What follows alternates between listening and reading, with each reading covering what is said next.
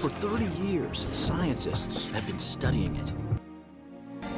Google Analytics prove people are searching for it.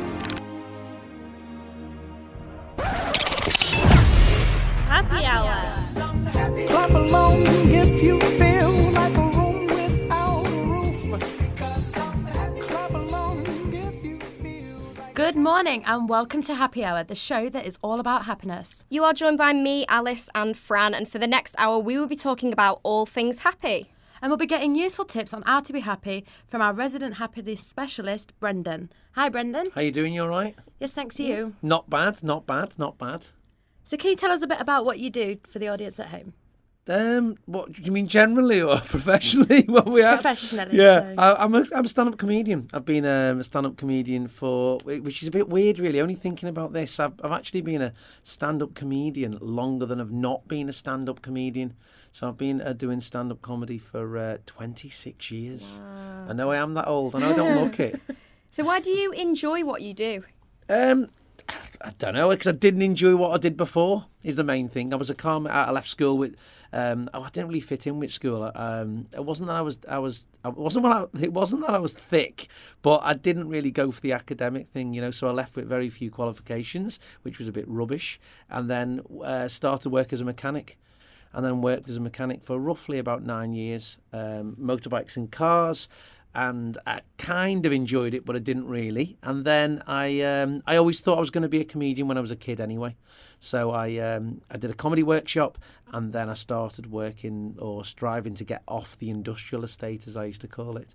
And then I've done that now for forever, basically. Oh, wow. So what is your idea of happiness? Happiness. The thing is, okay. The link with the happiness thing is I did it about 4 or 5 years ago.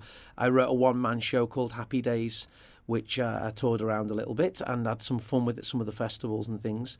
And I suppose reading loads and loads of books about happiness. Happiness is different for everyone, and you can read all the studies in all the world, and it's mainly in America they seem to be doing, whether they've got more money at the universities to study this kind of thing, but everyone comes out with theories of happiness and how to be happy and 10 rules of happiness, and it goes round in circles, then it starts to contradict itself. And the reality is it's unique to the individual. Happiness, what makes you happy, is different to what makes the next person happy. There's serial killers out there chopping people up, making themselves very happy. And there's other people who just like to go on holiday. So it's all different depending on the individual. I suppose the trick is to find your own route to happiness. Happiness is state of mind, and some people are happy being miserable, happy moaning. And there's all other people who are happy giving to people, and there's all making other people happy. So there's all different. There's no rules to it. There's no rules, and that's the best thing to look at if you want to improve your happiness,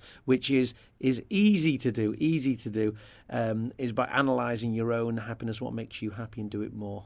Exactly. So throughout the show, Brendan, you're going to be passing on your advice to people at home, because everyone does have that kind of different definition of happiness. So that is what we're going to be exploring throughout the show. Ace. But first, we have a fantastic prize up for grabs for one of you listeners. We want to see you at your happiest, so if you could send in your pictures to when you believe you were at your happiest to @UtterHappyHour, which is our Twitter handle, you could be in with a chance of winning a 5-star trip to Barbados.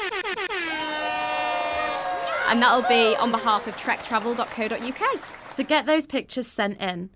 Last week, our Wheel of Life decided the topics for today's show, and we have a jam-packed show for you. So today we'll be exploring all the key elements that contribute to your happiness, and we'll be jetting off into the life of George, who has recently got back from travelling around Australia. You go out and see the world, you learn about different cultures, you meet fantastic people, and it's a very welcoming culture out there, so you're made to feel as if you're at home. So also we will be finding the top 10 happiest places to live around the globe. The Danes are said to be the happiest people in the world. Figures for workers' motivation are very high, and there is a welfare system in place which is the envy of most of the world. Then Courtney, our researcher, will be heading to the villages of Nottingham to ask what success means to the businesswoman Diane Slaney. In terms of business, it's the two things really, the marketing consultancy and creative agency and the independent publishing business. And finally, we will be joined by Jaspel's cider maker Janet Percival, who will be explaining her reasons for starting up the business. The one thing, of course, you need when you're making cider is apples, which we didn't actually have. We don't have an orchard. So we thought, how do we go about this? How do we get apples from Anglesey to make a cider that's very much needed? But first we have Courtney and Laura live at IQ Salford's gym today, looking at special ways exercise can help relieve stress and induce happiness. Hi guys. Hello, yes, we are live from IQ Gym this morning, very, very early. Good morning. I'm about awake. Yes, we're talking to Emma this morning. She's going to be talking through a couple of exercises with us, and we've also got the plank challenge, which I'm very excited for. Are you, Laura? I'm slightly apprehensive about it. I'm more concerned why Emma thinks the gym is a happy place, but I'm hoping she'll enlighten me a little bit more about that. Well, it's better you guys than me. Hi, yeah, morning. I'll tell you why gym's my happy place in a bit, and hopefully we'll be able to change your mind, Laura. Wonderful. So, throughout the show, the wheel of life will spin, choosing today's segments that contribute to your happiness. And they are adventure, family, money and work. We'll be hearing from a flurry of guests expressing what contributes to their happiness, many being thoughts from you listeners at home, so let's spin the wheel.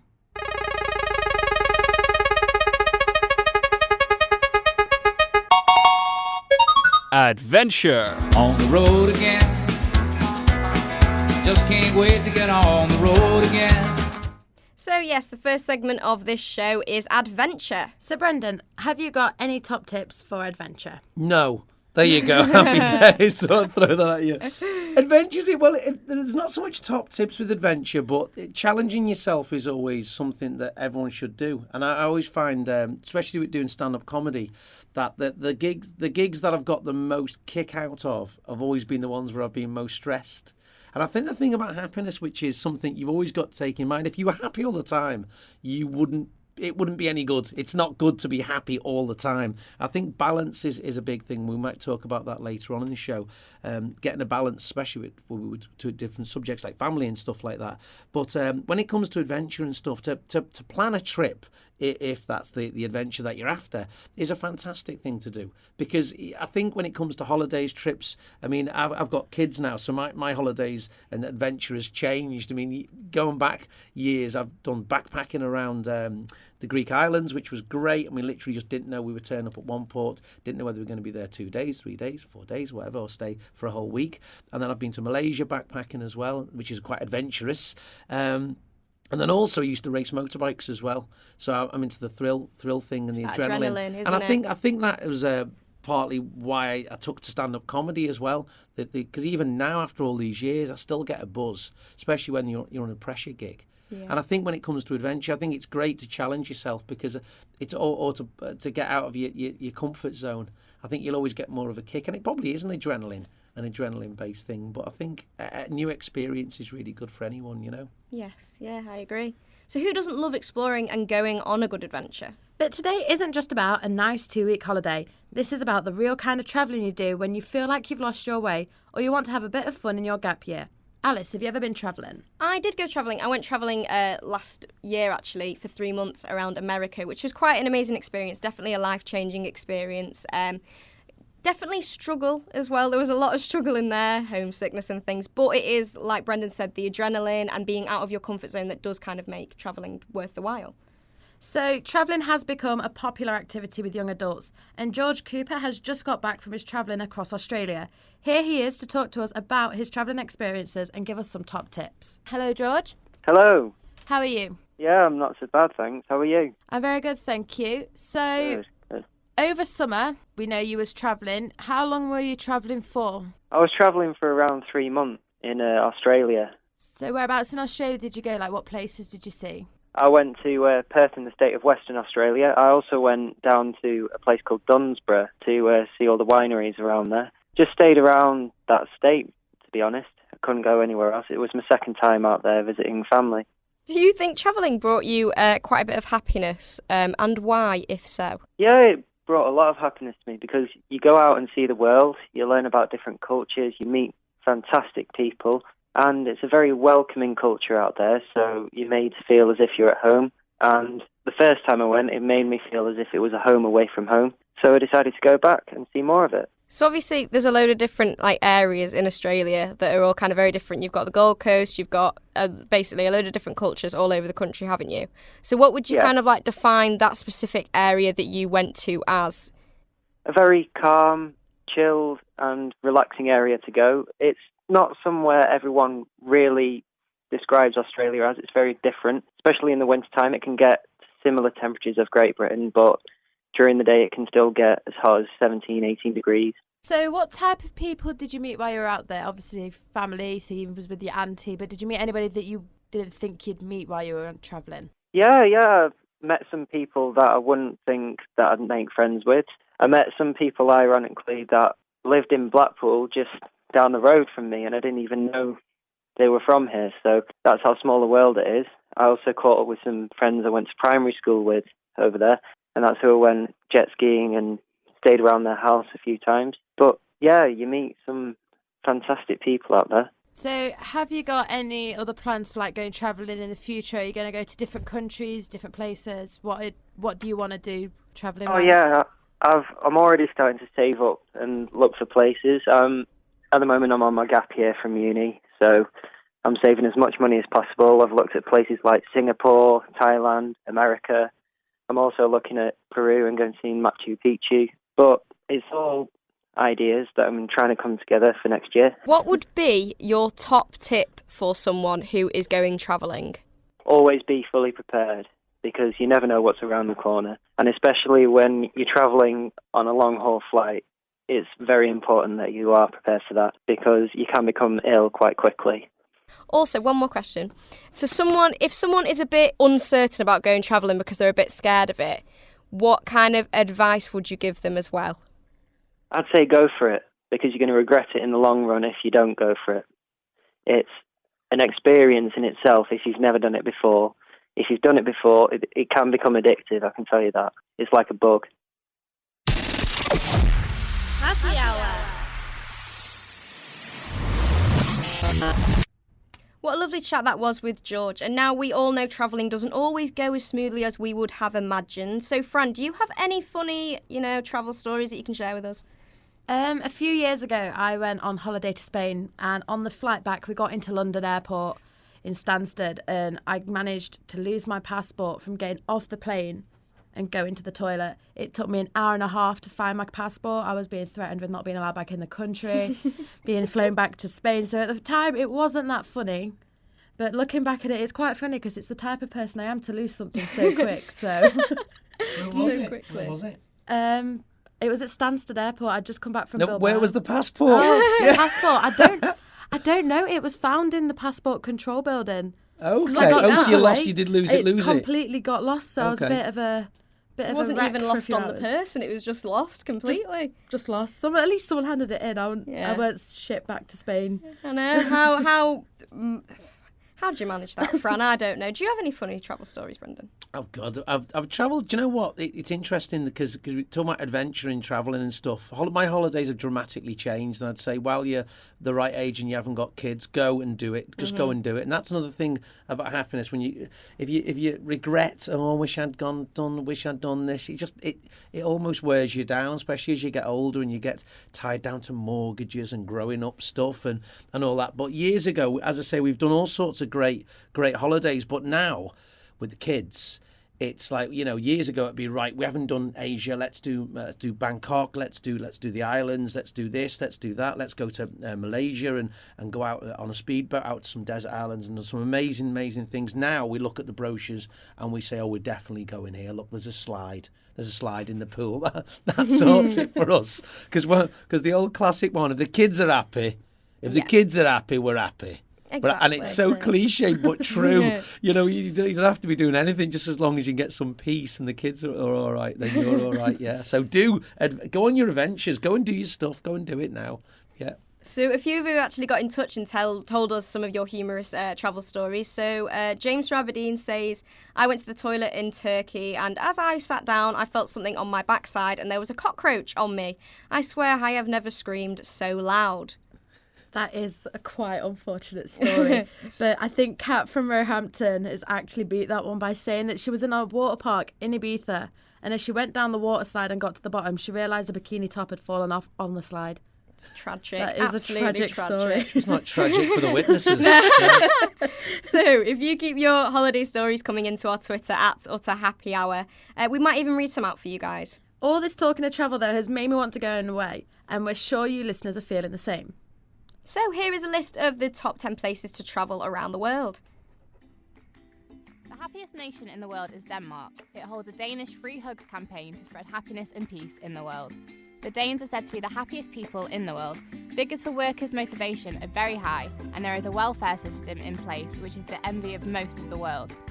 Taxation is high, but the money is well spent on making the Danish lifestyle really relaxed and well organised.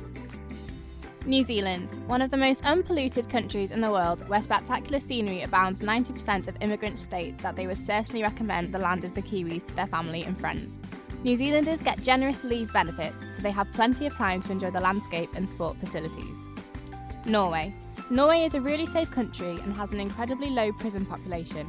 It also comes out on top as regards health and happiness. The top 10 best countries to live in are Denmark, Norway, Switzerland, the Netherlands, Sweden, Canada, Finland, Austria, Iceland, and Australia.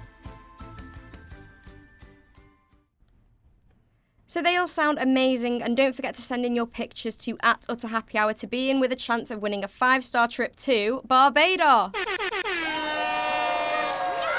And that is with trektravel.co.uk.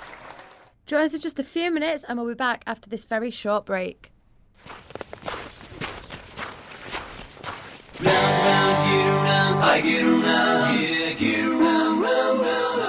Have you ever dreamed of hiking Machu Picchu or dipping your toes in the Pacific Ocean? Do you want to see just how big the Grand Canyon really is? Here at Trek Travel, we want you to follow your sense of adventure and allow us to create a trip of a lifetime and tick off them boxes on your bucket list.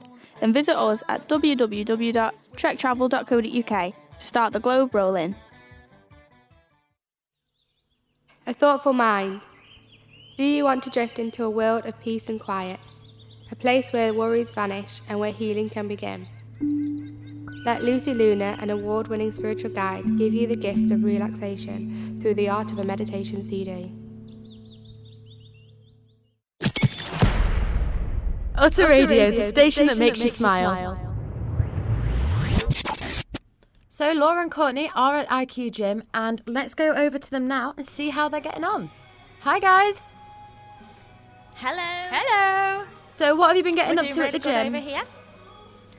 Well, we've not got up to much yet. I mean, I'm not a fan of the gym, but I'm a bit Jim Bean. That's about the only gym we like right now. I've been doing a few stretches, warming up, you know, getting my funky on. We're doing a bit of sidestepping, a bit of this and that. Just doing a bit of karaoke. Just watching Emma, bless her. Thinking, don't want to be doing that right now. Yeah, it's tough. I've just burnt 100 calories in under 10 minutes and it might look like I'm not struggling, but my heart is like, what are you doing? Oh wow, so talk through, what do you do at the gym? What do you do? What's your workout? So I'll start off with weights, so I'll do dumbbells and then I'll do the pull machines to get the biceps and triceps going, get the swans pumped. And then I'll do cardio, so I'll burn 100 calories on the bike machine. There we go. And then I'll do 300 calories on the tread, but on a gradient, so I'm starting off at 5.5 and I'll slowly go up and then I'll finish with a cross trainer. What were you saying earlier about big weights? Because I was looking at you had 8 kg weights. What were you saying about big weights being the one that really gets the muscles going? Yeah, so if you start out, supposedly, I've done a lot of research online in my time with being in the gym, and it's supposedly if you start off with doing weights first rather than cardio, it burns more fat or it burns fat quicker. I'm not sure if that's true, but I've got that in my mindset, so I actually prefer cardio to weights. A lot of people don't. But I prefer cardio. I feel like it gets more of my stress and anger out than weights. Yeah, like why do you describe the gym as your happy place? Because when I'm working out, I'm far from happy sometimes, I'm not going to lie. Yeah, what de-stresses you? I mean, yeah, gym's not for everyone. I only recently got into the gym. I'm doing a half marathon next year, so that's probably in the back of my mind, like if I'm in bed and I'm like, you really like can't be bothered to go gym, and then I'll think, no, you've got to train. I just use it as like a stress from work. If I want to go for a break, I won't have like a tea break. I'll just be like, right, I'll just go gym. Because it works for me. It makes me feel more relaxed afterwards, and it's keeping you fit. Why in the morning? Because I like sleep and tea and biscuits in the morning. Yeah, so tell us why in the morning? Normally, I don't tend to work out in the morning, but this past week I have, and I think it's just because my body clock's been used to going up early, so I'm like, well, if I go gym in the morning, I've got all day to chill, and it won't be nagging in the back of my mind that I've got to go gym. Well, we're going to be talking to Emma later on about the plank challenge. But hello, can we just talk to you for a second? Hello, what's your name? Hi, I'm Abby. Hello. And why do you go to the gym, Abby?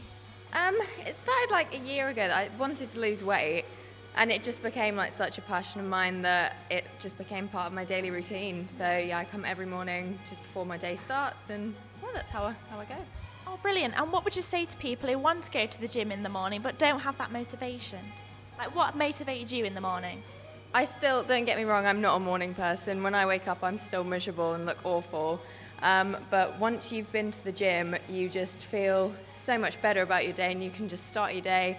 You know that you've already been productive, already done something, and you don't have to worry about doing exercise for the rest of the day then. Thank you very much for talking to us, Abby, and we will join you later for the plank challenge. Yeah, Emma's going to get us lumbering up and getting ready for a plank challenge, so come back and see how we're getting on. Awesome, guys. Thanks very much. We'll talk to you a bit later on. So let's move on and see what our next segment will be. Shall we just spin that wheel?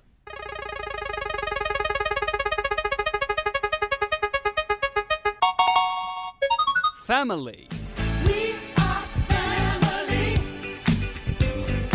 I got all my sisters with me. That's right, the next segment is family. Now, family is such an important aspect to our happiness, and Brendan couldn't agree more, could you, Brendan? They've got another tip for us. Family is interesting because, as ever with anything to do with happiness, there's a contradiction there, isn't there? Because, of course, there's the different types of family. Because, Christmas is on its way, and Christmas is a time where, families get together, they all stand around the tree and they all hold hands, then they have a massive row, and then don't speak to each other for another year. So there's different types of family. Now, me as a dad, now the research tells us that apparently, now this is again research that's carried out in the United States, is that parents are slightly 10%, 12% unhappier than people with no kids. Okay, but for me personally, having kids is the best thing in the world. Yeah. I had kids at the right time, and that I suppose that's where the contradiction comes in. Is if you were young and you're stressed and you shouldn't have kids, the relationship's not solid. No, then that's terrible. It's only going to make things worse. More stress, more money, more pressure. So unhappiness will kick in. But with me being a bit of an older dada, I'm an older dada. I had kids at the right time for me personally, and the thought of my kids, if ever I'm got a stressful gig coming up or I've got any negative thoughts, I just banish them by thinking about my kids and use it as a tool for my personal happiness and stuff. But sadly, you can't choose your family, can you? We're all. I'm from a big family. There's 7 of us, seven kids, and the reality is I don't get on with all my brothers and sisters, and just accept it. Just accept it. I get on with some of them really well, and some of them not really well. So I don't wish them any harm. But one of my brothers, I don't get on with particularly well. He doesn't get on with me. So we just avoid each other, and that's the clever thing to do, to admit that's the key to happiness. Just to admit it. That personality clash, blah blah blah, and you're best just avoiding it. You best so families. There's a big contradiction there. They're the best and the worst, aren't they? True, very true. So everybody's got different experiences with their family, and we asked our families who are a variety of ages how family impacts them. Let's hear what they have to say. According to the Office for National Statistics, there are 18.9 million families in the UK. To most people, family means security and someone you can count on. To others, even a pet is part of the family. I went out to ask my own family what they thought.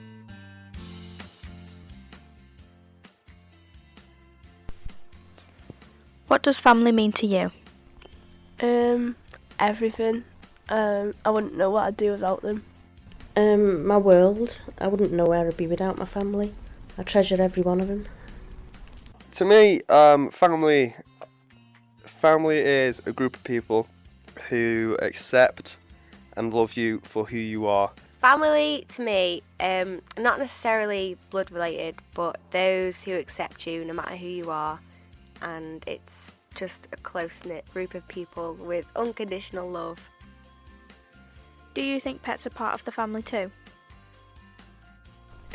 Yeah, of course. Of course they are.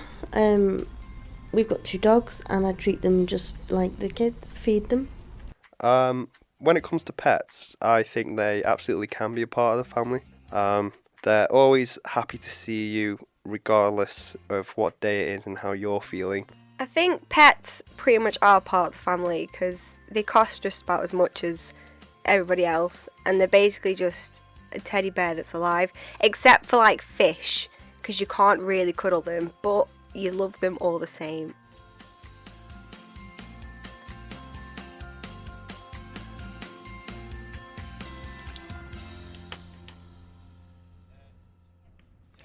It's nice to see what family means to so many people, and it's not only us who appreciate our family. That's right. Earlier this year, Peter Kay received an honorary doctorate from the University of Salford, and during his speech to the graduates, he made it clear how much he appreciates his family and friends. This is what he had to say. Friends and family are everything, but that's what it all boils down to. The old family and love and friends. There you go. Everything else doesn't matter. That's what it's all about, having someone to go back to. Now, we all love a bit of Peter Kay, don't we? We need to cherish all the time we have with our family and appreciate what they do for us. And while people take advantage of having a family, some maybe aren't so fortunate. With Christmas just around the corner, us here at Utter Radio thought it'd be a nice idea to treat those less fortunate with care packages. But we need your help, so if you guys could donate items that you think would contribute to a helpful care package for the likes of the homeless or an orphanage, you would be making a big difference in someone's life this Christmas. It could be something as simple as a toothbrush or a cuddly toy for a young girl or boy. Just head over to our Twitter at Utter Happy Hour or our Facebook page to see more details with how you can get in touch. So now we're going to go to a quick ad break for you guys, but we'll be with you shortly. Do you feel stuck in your job? Had the feeling that you don't know what to do next? Or just feeling lonely? Well, here at Advice for Life, we offer free advice to all who are feeling that life is getting in the way. Simply call us on 01612 546 547 and speak to one of our guidance specialists for free and confidential advice to help you get back on track. Don't worry, be happy. Are you promoting your new business? Prince & Co. are offering all new businesses 70% off your first order. That's right, 70% off. Whether you're looking for business cards or flyers, we can help you out. Head over to www.princeandco.co.uk to view the exclusive offers. For just £4.99, you can get 500 business cards designed to your preference. You customise, we print. Happy Hour! Welcome back to Happy Hour with Alice and Fran. Let's move on now and see what our next segment is going to be. Spin the wheel.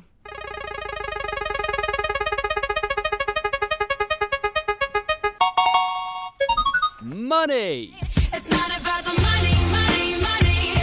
We don't need your money, money, money. So yes, our next segment is money. Money. Everyone's life revolves around money, whether having too much or not enough. We all focus on money as if it was the most important thing in our lives. So let's hear from Brendan on his top tip for money. Now, this will be a bit interesting. Money, money, money, money, money. Someone said they'd rather be unhappy and they'd rather be rich and unhappy than skint and unhappy. Everyone says that, but I don't believe it. I totally believe it. I've actually all the surveys and all the studies go on about money doesn't bring you happiness. Money doesn't bring you happiness. It does bring you happiness. It gives you choice. And that's why I contradict it all. I've read loads, and all of them are just like trying to say something different, you know. But I'm telling you, I'm being very different. Money does make a difference. It does. It gives you choice. It gives you freedom. Ask anyone. And I think it's part of human nature to evolve. It's part of evolution to always want a little bit more and always be not exactly overly settled to just pull up with what you've got. You know, so everyone wants 20% more, 20% more, 30% more. Now, a lottery winner, lottery winners and stuff, no, it doesn't automatically get £1 million. You're 1 million times happier. But I do think that money, once you're overpaying your bills and a little bit of extra dough, doesn't you know, it's not a problem. It doesn't do any all. harm, No, does it? it? Doesn't do any harm at all. No. So I actually think money does help. Yeah, I do. I completely agree with you there. I think it does make a massive impact. But is success just based on your job, or is it based on family life too? So Diane Slaney and Sarah Walton explained to us with our researcher Courtney what success means to them.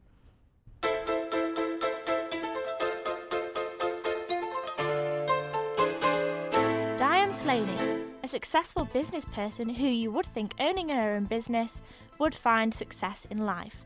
But does she feel successful, and what has she had to sacrifice to get where she is today? And is there anything she's wanted to pursue, or simply when is the time to sit back and enjoy the finer things in life? In terms of business, it's the two things really, the marketing consultancy and creative agency and the independent publishing business.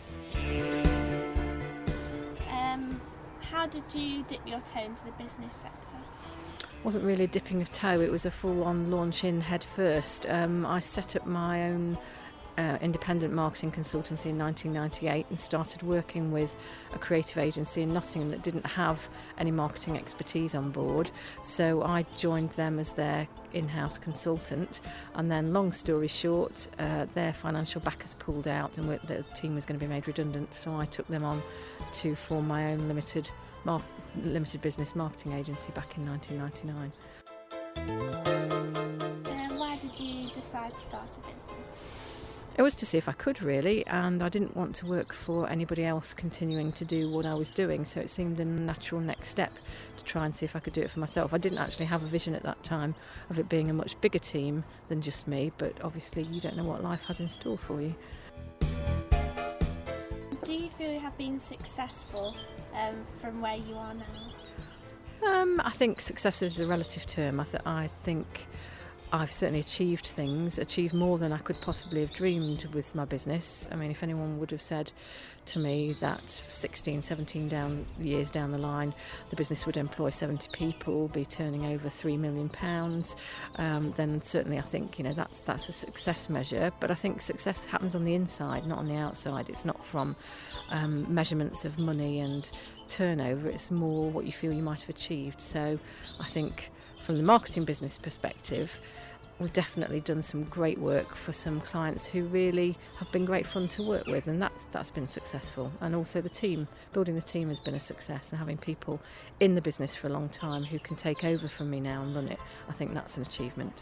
Do you feel successful in life out of business? I think I feel more enriched in life now outside business. Now I've managed to do other things, and that's only come from having the business stand on its own 2 feet and not having to have me in it. So I think my success measure outside work is directly related to work, and that the one thing feeds the other. Is there any point in the future where you feel you would sit back and enjoy life as a whole? I don't know about sitting back. I'm not the kind of person to sit back. I think I would always want to be busy and doing things, and for me, happiness comes from doing lots of different things that all kind of join together and feed each other. So sitting back, no. Enjoying life, yes, definitely. Let's cross over to the other side of the pond. Loving mother, self-employed breadwinner, and all-round a family person. But does she feel that this is a success in life? Some people feel that owning businesses is success. However, is bringing up a family young who are smart and going places successful in her own eyes. Sarah Walton, and I bring up 2 kids. Some people say that success is doing well in careers and wealth, but do you feel being successful is bringing up 2 happy, healthy and intelligent children at a young age? Would you say that this is success to you? Of course, yeah, it's been difficult watching my friends going out and having fun, or seeing them go down an amazing career path. But to me, being successful, I'd say, is seeing my children happy and healthy. Before having children, what did you want to achieve in life? Ever since I was young, I think becoming a doctor has been a big dream for me. Why was it a big dream? Well, my dad has always, been volunteering for helping in first aid, and from that I looked into it more, and I've always wanted to just become a doctor and help people and save their lives. Think back to the point when you felt, wow, this is going somewhere. Did you feel success? With getting better grades than I could have hoped for at the end of college, and looking back and seeing that I've done it, raising 2 kids, it was then that I thought I could go somewhere. Have you ever had to sacrifice anything for success? Obviously, my social life was a big sacrifice. I also haven't been able to splurge on many of life's luxuries from having to cut back on working so I can pursue my career whilst raising my children. Is this hard around Christmas time?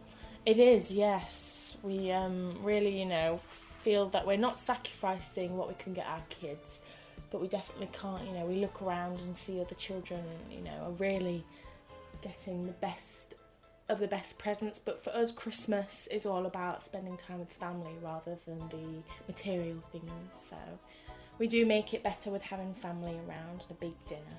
Does it get easier as the kids get older? I mean, they're old enough, to realise that mummy's being successful. Do you think that's, good? I find that really good that, when they get older, they can look and understand why I'm unable to be around as much as I possibly could, because I'm following my dream, and that dream is also to help them out in the future as well. So it was nice to see such a comparison from two totally different lifestyles. Now we have a question for you guys at home. Do you think success is based on your job or the amount you earn? Let us know what you think and tweet us at Utter Happy Hour using the hashtag #UtterSuccess. Now I want to ask Brendan the same question. Do you think success is based on your job or the amount of money that you earn? Both. There you go. Put that in your pipe and smoke it. It just depends on your job, doesn't it? It depends on your job. I mean, I'm sure if you're in the caring community, the rewards there are fantastic, aren't they? If you see especially working with kids, elderly people and stuff.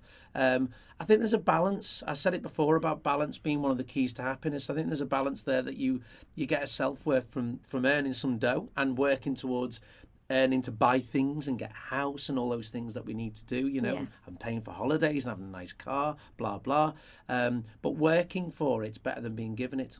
Yeah, so, exactly. But there's some gigs that I'll do where you don't think about the money. It's all about doing the job. Mm-hmm. You do some charity gigs and stuff like that, and you probably get a bigger kick out of that than. Oh no, I'm lying. Do you know what these studies? And this is quite interesting with happiness. With studies into this thing, people invariably always give the answer that they'd want to hear themselves. And the truth is, a big corporate gig for me with loads of money. Yeah. Do I drive home thinking yippee more than a charity gig that raised a load of money for a charity? And I would say, it's a difficult the money, one. it's the money, Yeah. it's the money. No, it's not. It's not. I must admit, when you've raised a load of money, that's probably where you get the real kick, isn't it? And it's genuine as well, because you do feel like you've used your expertise for a real good, and you've made a difference. You've made a difference. Where if you did say 20 corporate gigs for loads and loads of money, you kind of get used to it. Yeah. You kind of take the money and run, don't you? But doing 20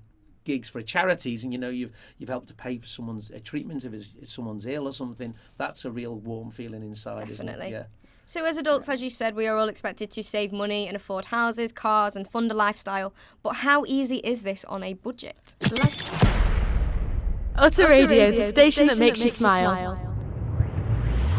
You guys okay there in the studio? Great. Last week we asked our techie Charlotte to take part in a social experiment. So the task was to live the past week on just £30, and you may think this is an easy task, but we added little challenges for Charlotte that would make this task even harder. To challenge her budgeting skills, we asked Charlotte to complete the following tasks. So we asked her to do a food shop, have a night out at one of the local clubs, ordering a takeout, and even having a day out in the city. I start my living on a budget challenge today. I skipped breakfast this morning so I could go to Aldi nice and early. I'm here at Aldi ready to do the main part of my living on a budget challenge. So I'm choosing this Aldi's own bread because it's cheaper than the branded ones. This lettuce has been reduced because of the sell-by date, but it'll be fine for tomorrow's lunch. I won't waste my money on fizzy drinks, I'll just get the free water from uni. I'm picking up Aldi's own tuna brand because the others are so expensive.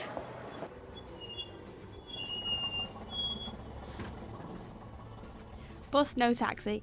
I'm back home and I've just took a second look at what I've bought and I think I might just last the week. I think we're going to the Frog and Bucket Comedy Club tonight in the Northern Quarter as my evening out task. It's free entry on Mondays for students and I've heard the drinks inside aren't too expensive either. So on Facebook, I'm going to talk a bit about how news is reported on Facebook. I'm not going to look at proper news though. I'm going to look at OK Magazine. Are you all aware of OK Magazine? That was great. I had a good laugh at the frogs who performed. I stayed off the alcohol and it only cost me £3 for the drink inside. So that's me done for the day. I'm a shop and a task down, only a few more to go. Let's see how long this food lasts me. Nothing much to do today. I made a sandwich to take with me to uni so I didn't have to spend £3.69 on a meal deal. The 2 minutes it took me to make and how cheap it was, I don't know why I've not done this sooner. I must have been wasting so much money. Tonight I'll be making a homemade curry. I'm here in my kitchen and I'm making a curry from scratch. I've got chicken, veg, chicken stock and seasoning. I'm going to mix all of these ingredients together and make a cheap but great tasting curry. There's no glass jar of korma that would cost £1.20. This is delicious. It tastes so much better because I know I've made it myself. If my cooking is anything like this over the next few days, I'll be converted to homemade cooking. Same again today.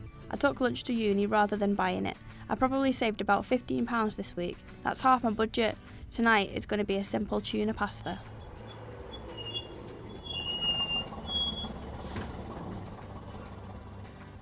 So today I've got pasta, cheese and tuna. I'm boiling the pasta and melting the butter with the milk, flour and cheese into a pan.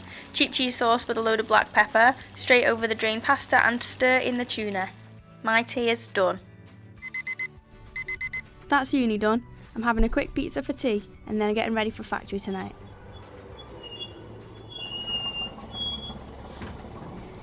My friends are coming round tonight and we're going factory. Free entry before 11 and a free shot with your first drink, but I won't be spending too much than that tonight.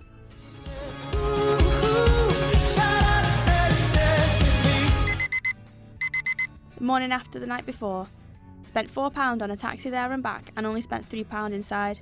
Had a great time. Real on Subway this morning, £3 for a meal deal. You can't beat it. Subway, eat fresh. I don't feel guilty about spending £3 on this. It's getting rid of my hangover. Don't think I'll be doing much this weekend. I'm heading into town today. Won't be getting anything though, I'm just looking for Christmas.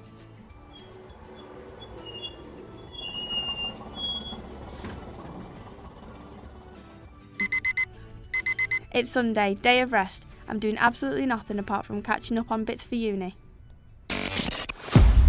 You're listening to Happy Hour on Utter Radio. So, Charlotte, how did you find that challenge we set for you? Well, it was actually quite easy to be honest. Like, it's not that bad. Did you enjoy it? Yeah. Yeah. So, what was the hardest part of the challenge? Stopping myself from buying branded food, because there's always that stigma where you think own branded food doesn't taste as nice. Like Heinz beans? Yes. Well, yes. That was very hard for me. Okay. So has it given you like a different aspect into how you spend your money? Yeah, definitely. Like, there's more value for money if you do like limit yourself. It's just a lot of kids probably won't want to like go for the own branded thing. They'll probably think they'll probably take like a snack into school or something with like Aldi own sweets or something, and they'll think they'll be bullied. But it's not that bad. Bullied for Aldi own sweets. Yeah, your kids are mean. Great. Okay, so we'll speak to you in a little bit, Charlotte. Thank you. So we have had some great responses from you via Twitter regarding the question that Fran asked based on success. So @Bruce87 said that he thinks success is based on how happy you are. Well, Sarah Jones claims that she thinks success is based on how much you earn and where you work. So thanks for your tweets, guys, and just keep them coming in. But now let's move on to our final segment of the show, Spin the Wheel.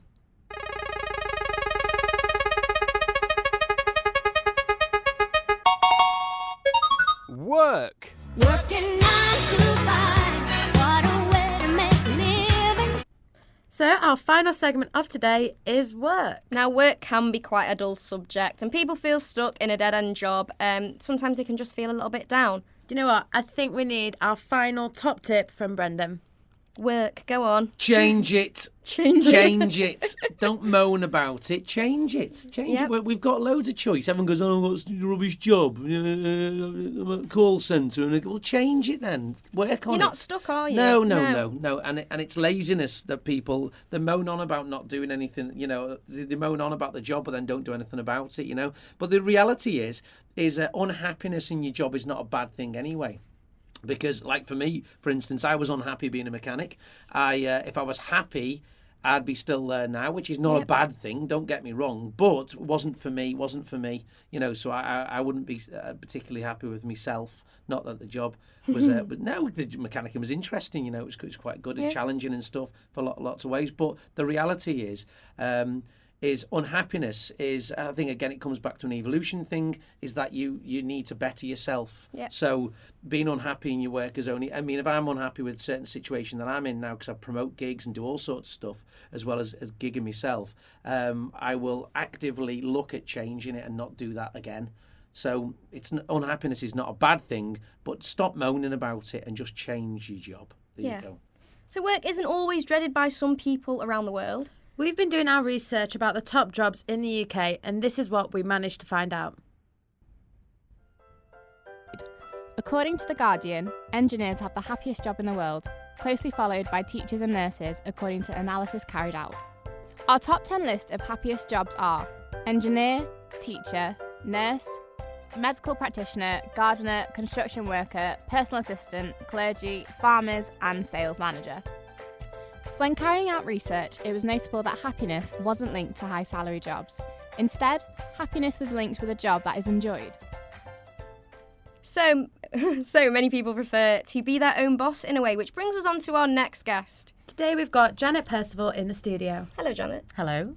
How are you doing? I'm fine, thank you. So I came to your house a couple of weeks ago because I was very interested in what you have to do. So you are a cider maker. Yes. By trade. Yeah. And I came to your house and I saw the process of how you make cider, and you told me a little bit about Jaspel's cider. So let's have a listen to that. The idea of Jaspel Cider came because we wanted a different career direction. We're both in our 40s, mid-40s, and following an illness from myself, was diagnosed with breast cancer 3 years ago.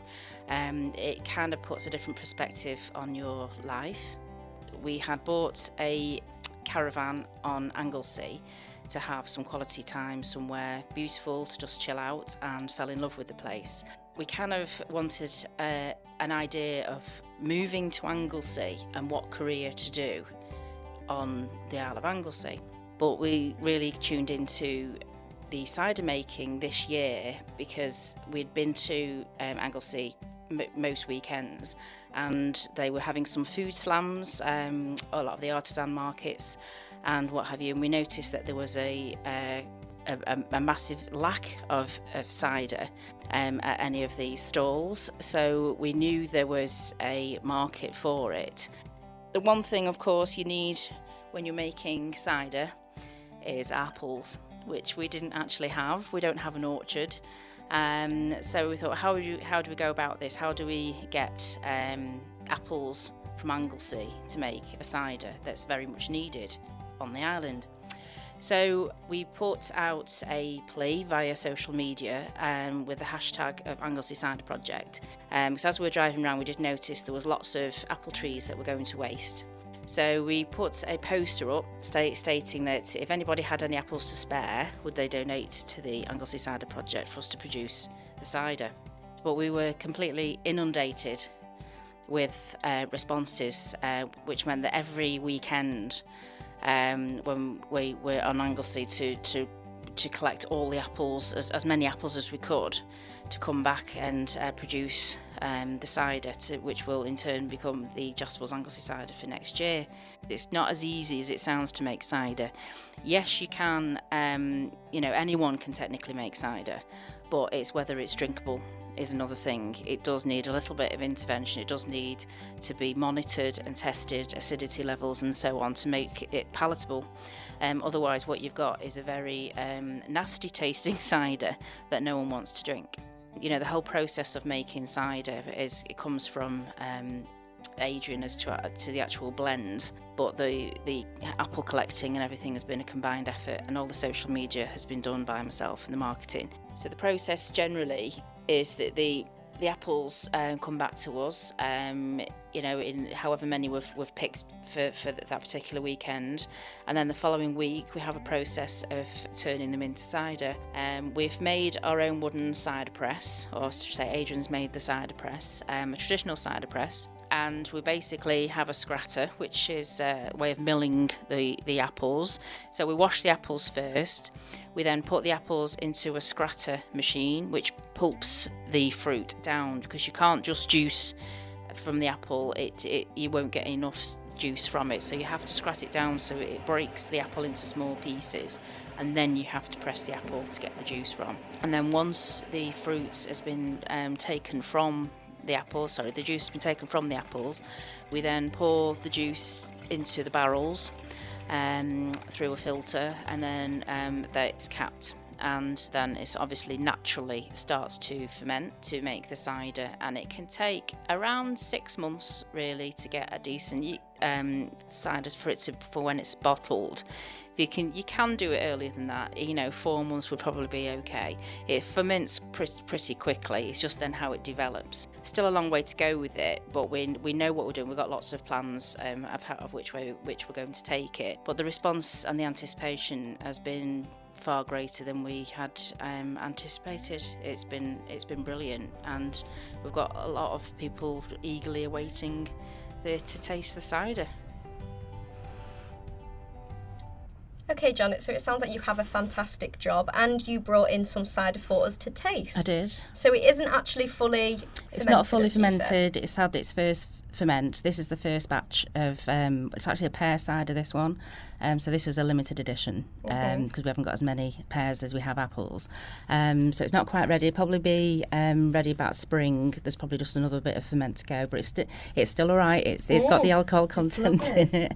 It's nice and smooth. It's yeah, smooth cider. It is. It's very drinkable. Which helps, doesn't it? Moorish. Well, the thing is, anybody can make cider. It is just whether it's drinkable or not, because sometimes you can just leave it in a barrel and let it ferment, but it can be a bit nasty. You can get some of the bad yeasts in there as well. So my husband is a biochemist as well, so he's coming at it with traditional and scientific kind of angles, and we do add a little bit of a different yeast in as well, and it's monitored, so we know we've got a good product. So where did you get the apples from in the end?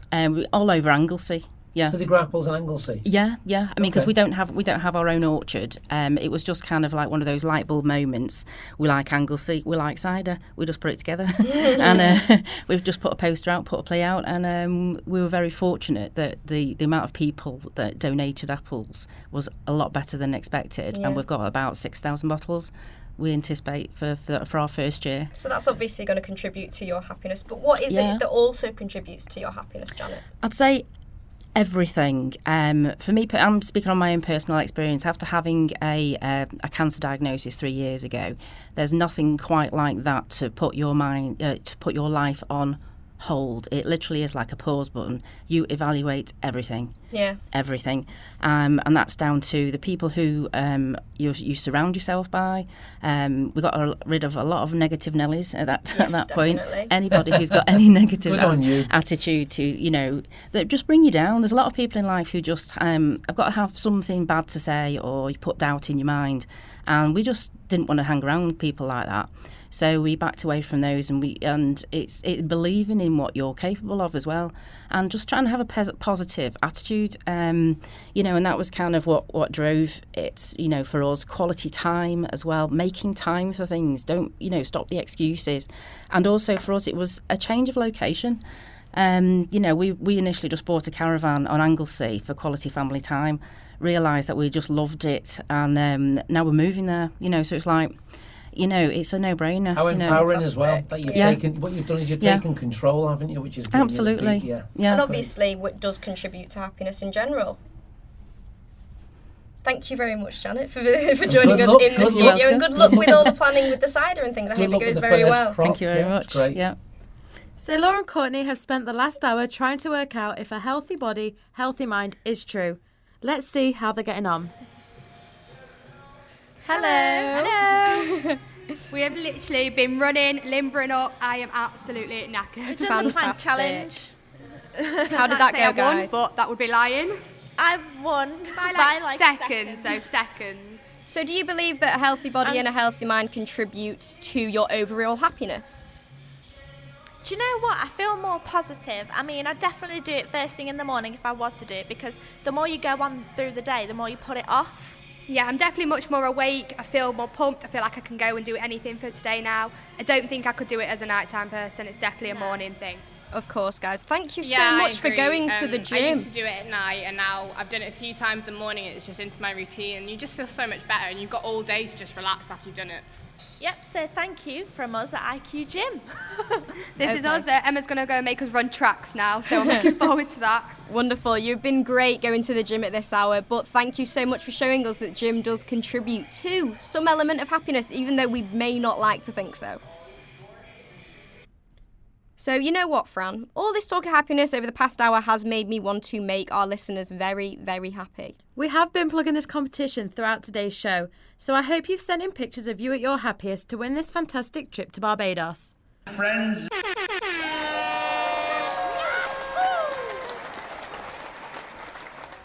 So we've had some fantastic entries from you all, and there has been one that really stood out. And no, it's not Peter K, even though we did hear him just then.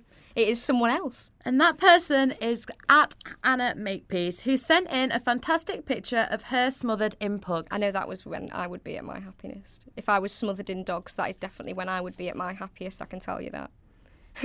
So Anna will be jetting off to sunny Barbados. Every time we use that over-the-top sound effect for Barbados, that's how I feel about Barbados. That's how much I want to go to Barbados, that over-the-top sound effect. So that'll be for a New Year's holiday. And, you know, if you want to win the chance to win a once-in-a-lifetime holiday, just listen to us next week for your chance to win. So, Brendan, after this big happy hour chat with you, what would you say, as a conclusion, contributes to your happiness in regards to all the little elements that we explored? Okay, being realistic. Being Yes. realistic about the level of happiness that each individual is going to have per day, per minute. I always think I'm not always happy, but I'm always aware of my happiness. So if you find that you're actually something makes you happy, do it more. Do it more. Whether it's meeting friends, reading, going to pictures, whatever it may be. Make sure that you're always focus on making yourself happy. I mean, there's loads of tricks. Exercise is always good. We've mentioned about the gym. Exercise is fantastic. We all sloth around and we always put a bit of weight on, especially through winter. It's important to take control, as our lovely Apple lady has done with her career and stuff. It's just important to feel that you're actually making a change in your life. You're doing something, you're achieving. But there's loads of little tricks. Bananas, believe it or not, can make you happy. Really? I mean, I always start the day with cereal, Weetabix, and a banana. And Yeah. I don't know whether that contributes. I've done for about 3 years now. Healthy diet, healthy And mind. it doesn't bore me. Bananas have got amino acids in them and stuff, and tryptophan, and that actually promotes all the chemicals in your brain to make you feel happier. Yeah. Yeah, There's loads of I little agree. tricks. There's loads, but find your happiness is the key. Yeah. Find what makes you happy personally. What do you think makes you happy, Fran? I think family makes me happy. Yeah, I agree have with you there. Such a small family, so there's 7 of us in total. Including cousins and uncles and things. Cousins, everybody like that. There's 7 of us. So birthdays, holidays, Christmas, it's just us 7. So I appreciate family, and family is what makes me happy. I miss them so much when I'm away from home. So it's quite a difficult... It does affect you, doesn't it? Yeah. In terms of your happiness. It's always those loved ones that are close to you. So what makes you happy then? I'd say what makes me happy probably is family, like you said. I have quite a big family, but they all very much contribute. They have so many different personalities that all contribute to my happiness. So that brings us to the end of the show. We have delved into the depths of happiness and how you can be happy.